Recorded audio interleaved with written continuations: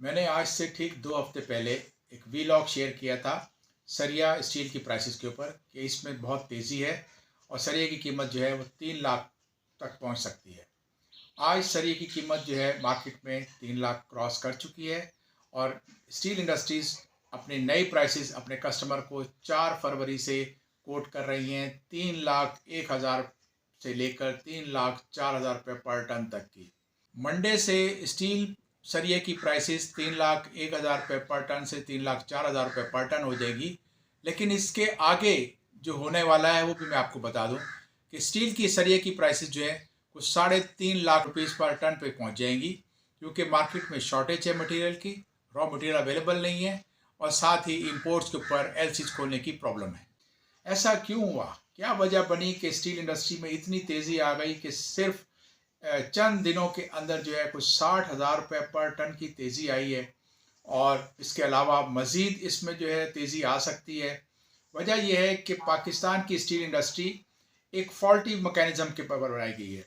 पाकिस्तान में ज़्यादातर स्टील मेल्टर्स हैं जो स्क्रैप खरीद कर सरिया बनाते हैं, स्क्रैप लेकर अपनी स्टील इंडस्ट्री को चलाते हैं और वो सारा सरिया जो पाकिस्तान में अवेलेबल होता है स्क्रैप की शक्ल में या जो टूट फूट में बिल्डिंगें तोड़ी जाती हैं उसका स्क्रैप, वो सिर्फ 10% ज़रूरत को पूरा कर सकता है, जबकि 90% जो है स्क्रैप इंपोर्ट होता है।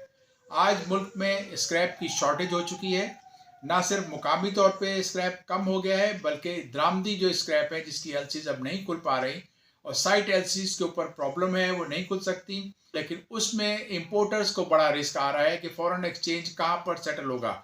अगर आज वो डीए की एलसी खोलते हैं तो उनकी कॉस्टिंग किस तरह से वर्केबल होगी कि 180 डेज पे डॉलर कहाँ जाएगा। ये एक अजीब मैस क्रिएट हो गई है। इसके साथ ही एक और नई चीज़ भी डेवलप हुई है और वो ये है कि अब जो है बिल्डर्स और जो कॉन्ट्रैक्टर हैं वो भी एक मैस में आ गए हैं। बिल्डर्स की कॉस्ट ऑफ कंस्ट्रक्शन बढ़ चुकी है और कॉन्ट्रैक्टर्स ने जो हुकूमत के सरकारी प्रोजेक्ट डील कर रहे थे वहाँ उनकी कॉस्ट बढ़ गई है।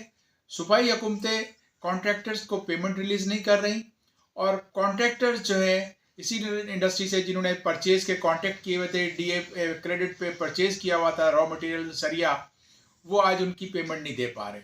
ऐसी सूरत में जहां कंस्ट्रक्शन जो है ऑलरेडी हमारी जो है वो ज़रूरत पूरी नहीं कर पा रही हाउसिंग की, वहाँ सरिये की कीमत का बढ़ जाना एक अलार्मिंग सिचुएशन को जाहिर करता है।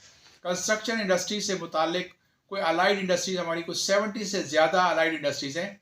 अगर कंस्ट्रक्शन इंडस्ट्री जो है एट हॉल्ट होती है, उनके प्रोजेक्ट रुक जाते हैं, तो वो तमाम इंडस्ट्रीज़ जो इससे मुंसलिक थी उन पे क्राइसिस आ जाएगा और उनकी प्रोडक्शन, उनकी सेल पे भी असर पड़ेगा। हुकूमत को इसके ऊपर तवज्जो देनी चाहिए।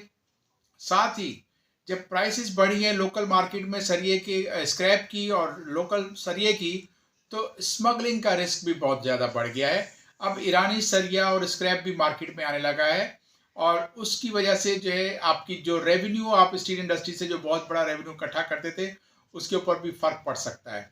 स्टील इंडस्ट्री एक बहुत बड़े बहरान की तरफ जा रही है और इंडस्ट्री क्योंकि बहुत बड़ी इंडस्ट्रीज के साथ लिंक्ड है, अगर इस इंडस्ट्री के ऊपर फ़र्क पड़ा तो फिर पाकिस्तान में जो इकोनॉमी की ग्रोथ है वो रुक जाएगी और जीडीपी की ग्रोथ नेगेटिव हो सकती है, क्योंकि इस वक्त तकरीबन हर इंडस्ट्री बंद होती जा रही है। हर वो इंडस्ट्री जो इंपोर्टेड रॉ मटेरियल पे बेस कर रही थी वो बंद हो जाती जा रही है।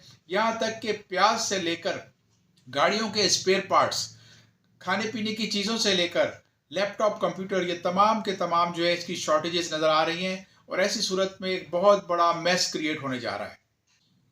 मुल्क की बेशतर छोटी जो स्टील इंडस्ट्रीज़ थी, जो मेल्टर थे, वो तकरीबन कुछ 40% के करीब बंद हो चुके हैं और उसकी बुनियादी वजह थी कि उनका रॉ मटेरियल की कॉस्ट बढ़ती जा रही थी, बिजली के टैरिफ में इजाफा होता जा रहा था और अब क्योंकि इंपोर्टेड स्क्रैप भी अवेलेबल नहीं है तो वो तकरीबन मार्केट से साफ़ हो गए हैं, एलिमिनेट हो गई हैं। जो स्मॉल इंडस्ट्रीज़ थी, स्टील के मेल्टर्स थे, अब सिर्फ चंद बड़ी स्टील इंडस्ट्रीज़ रह गई हैं और उनका भी सर्वाइवल बहुत मुश्किल हो गया है। कुछ स्टॉक एक्सचेंज में लिस्टेड कंपनीज हैं, कुछ बहुत बैंकों से उनका एक्सपोजर है और वो तमाम कंपनीज जो बिल्डिंग मटेरियल में डील कर रही थी, अब उनके ऊपर एक बुरा वक्त आ गया है और उस बुरे वक्त की सूरत में हो सकता है कि बैंकों के डिफ़ॉल्ट भी सामने नज़र आना शुरू हो जाए। हुकूमत को एक और भी काम करना होगा और वो ये कि हुकूमत के जितने जो सरकारी प्रोजेक्ट्स है, जिन जो कॉन्ट्रैक्टर के साथ उन्होंने अपने स्टील की प्राइसेस को 2 लाख पर टन के हिसाब से लिंक किया हुआ था, उस प्राइस को अब रिवाइज करना चाहिए और कम से कम 3 लाख रुपए पर टन पे लेकर आना चाहिए। वरना ऐसा होगा कि कॉन्ट्रैक्टर जो है फिर प्रोजेक्ट की कंप्लीशन में डिले कर देगा, क्योंकि ऑलरेडी उसका जो बेसिक जो मटेरियल है सरिया, वो उसकी पहुंच से दूर हो चुका है। 3 लाख से ऊपर की कीमत हो चुकी है। ये वो चीज़ें हैं जो फोर्स मेजोर में आती हैं, और ऐसी चीज़ें जो फोर्स मेजोर में बियॉन्ड योर कंट्रोल हो, उसके ऊपर खसूसी तौर पर आपको रिवीजन की इजाज़त होनी चाहिए, ताकि आप अपने प्रोजेक्ट को चलाएं। क्योंकि प्रोजेक्ट की अगर डिले होता है तो फिर इसकी कॉस्ट बढ़ जाएगी, और कॉस्ट बढ़ती है तो अल्टीमेटली मुल्क के ख़जाने पे एक और बोझ पड़ेगा।